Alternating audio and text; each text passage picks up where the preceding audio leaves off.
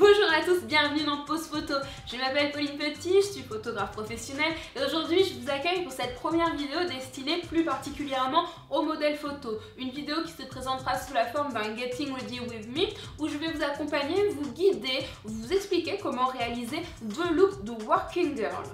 Je vous laisse donc découvrir dès maintenant le maquillage, les coiffures et les tenues. Je vous retrouve juste après pour parler un petit peu plus en détail de la psychologie de la Working Girl, ce qu'un photographe pourrait attendre d'une modèle sur ce type de shooting.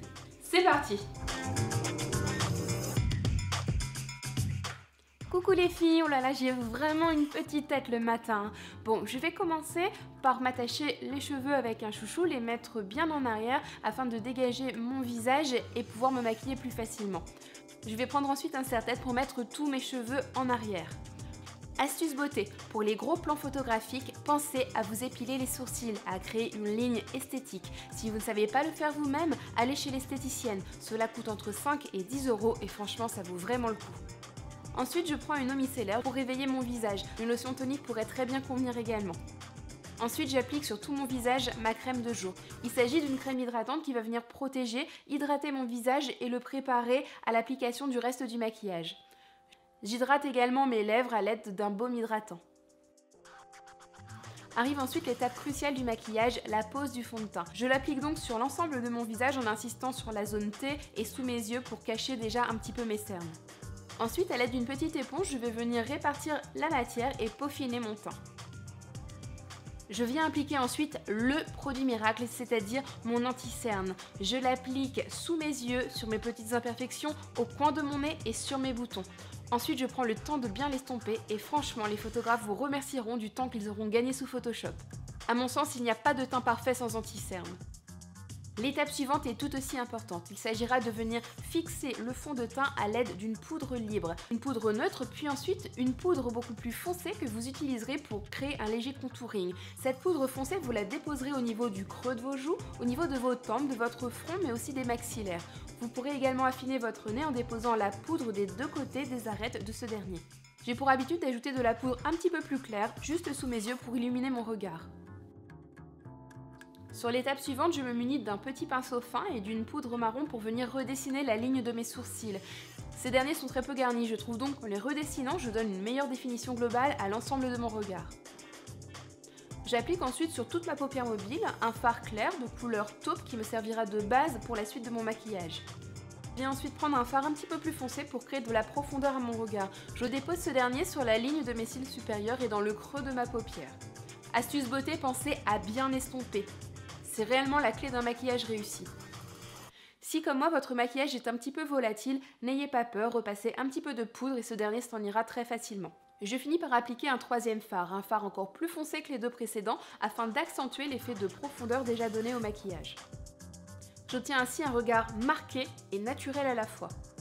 Pour donner quelques petites touches de lumière à mon regard, je viens appliquer un fard blanc sous mon sourcil et au coin de mon œil. Pour souligner mon regard, mais ne surtout pas l'endurcir, je vais venir à l'aide d'un pinceau et de mon fard marron foncé tracer un petit trait sous mon ras de cils inférieur. Enfin, pour me créer un regard de femme fatale, j'applique un trait d'eyeliner. J'ai choisi un eyeliner gras pour appliquer au pinceau biseauté et gagner en précision. Puis enfin, je pose mon mascara. Au niveau des lèvres, pour faciliter l'application du rouge à lèvres, je commence par dessiner le contour de ce dernier avec un crayon à lèvres. Puis ensuite, j'applique un rouge à lèvres. Je sais pas ce que vous en pensez, mais franchement, je trouve le look assez glamour. Le maquillage est maintenant terminé, nous allons donc pouvoir passer aux différents looks.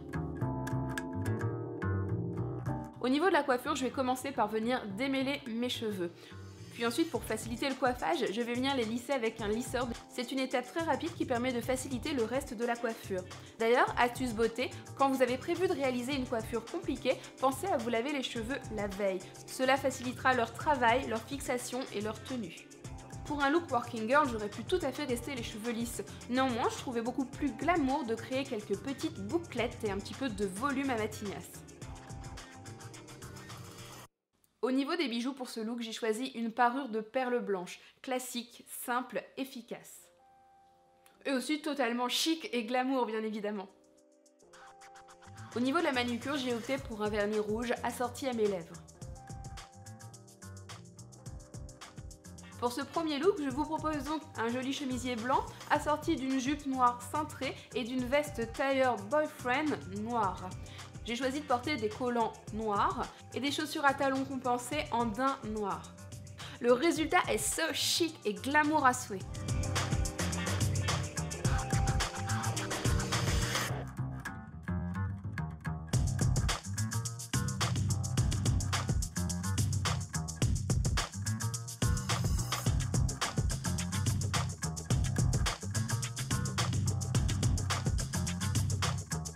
Pour le deuxième look, je vais brosser mes cheveux et les attacher sous forme d'une queue de cheval. A l'aide d'une eau coiffante, je vais venir plaquer mes cheveux pour créer une coiffure précise. Ensuite, je vais venir fixer un donut en mousse. Je vais répartir mes cheveux de chaque côté du donut pour faire un beau rond. Ensuite, à l'aide d'un deuxième élastique, je vais venir rassembler mes cheveux à la base du donut. Je vais les séparer en deux et les attacher tout autour du chignon à l'aide de petites pinces. Et voilà, en moins de 3 minutes, le tour est joué. Alors vous pouvez réaliser ce chignon en haut de la tête comme j'ai fait, mais également plus bas, voire sur un côté. J'adore le look working girl avec le chignon bas sur le côté. On peut également l'accessoiriser avec une jolie capeline noire et franchement, c'est glamour à souhait. Sur ce look au niveau bijoux, je reste également sur une parure très chic, classe. J'ai choisi les petites boules, le collier et le bracelet en argent. Au niveau de la tenue, j'ai opté pour une robe noire, très cintrée, très sexy, qui met vraiment les formes en avant. Alors si vous avez comme moi des petits bourrelets, n'hésitez pas à porter une culotte haute. J'ai gardé la même veste, c'est-à-dire une veste noire boyfriend en forme tailleur, les mêmes collants noirs opaques et au niveau des chaussures, j'ai opté pour des petites bottines à talons aiguilles à lacets noirs en daim. Au niveau des accessoires, vous pourrez vous munir d'un petit sac à main noir assez discret, mais vous pourrez aussi également vous munir d'un book, d'un attaché case, d'une jolie paire de lunettes de soleil, d'un journal. Tout cela fera très bien l'affaire et ira parfaitement dans le style. Alors, qu'est-ce que vous en pensez? Plutôt chouette, non?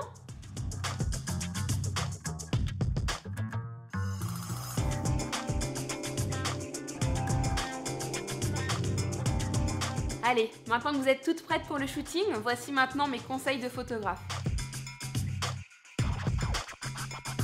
Pour moi, en tant que photographe, un bon modèle photo doit savoir se mettre dans la peau de son personnage.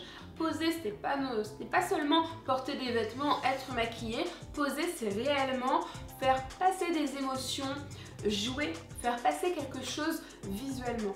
Selon moi, une working girl, c'est une jeune femme déterminée, une carriériste, volontaire, intelligente, belle, raffinée, distinguée.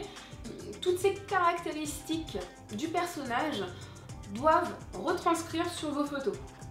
Vous devrez donc, avant le shooting, essayer de vous convaincre que vous êtes une working girl. Essayez de vous mettre dans la peau peut-être d'une femme chef d'entreprise, d'une avocate, d'une femme qui souhaite mener carrière, qui souhaite s'imposer peut-être dans un monde où elle rencontre plus souvent des hommes. Elle souhaite faire sa place en tout cas. Donc sur ce shooting working girl, à aucun moment vous ne devrez douter. Vous devrez faire passer dans votre regard la détermination, dans votre attitude une certaine fierté, une certaine confiance en vous, une certaine classe aussi. Vous êtes classe. La working girl est classe et glamour par définition. Vous devrez bien évidemment vous entraîner à marcher avec des talons, à bien marcher avec des talons, à bien vous tenir droite, à savoir mettre en avant les postures féminines, c'est-à-dire utiliser les épaules, utiliser les hanches pour avoir réellement une démarche sexy. Modèle photo, pour réussir ce shooting, gardez à l'esprit 3 mots. Détermination de la working girl, confiance en elle de la working girl et la classe de la working girl. Si vous arrivez à mélanger ces trois choses et avoir ces trois choses en tête, votre attitude sera réussie. Et bien voilà, cette première vidéo Getting Ready With Me touche à sa fin. J'espère réellement qu'elle vous a plu. Dans tous les cas, vous retrouverez un nouveau look tous les mois. Un look qui sera assorti à la sortie que je propose. Donc le mois suivant, vous aurez donc un Getting Ready With Me sur le thème couronne de fleurs, ambiance pastel, florale, bohème, etc. etc. J'espère donc que ce nouveau type de vidéo vous plaira, vous séduira, modèle comme photographe. D'ailleurs, photographe, vous pouvez l'utiliser tout simplement pour avoir des idées de shooting à proposer à vos modèles. Je vous remercie en tout cas pour votre soutien, pour votre fidélité et je vous dis donc rendez-vous le mois prochain pour un nouveau look. Bye!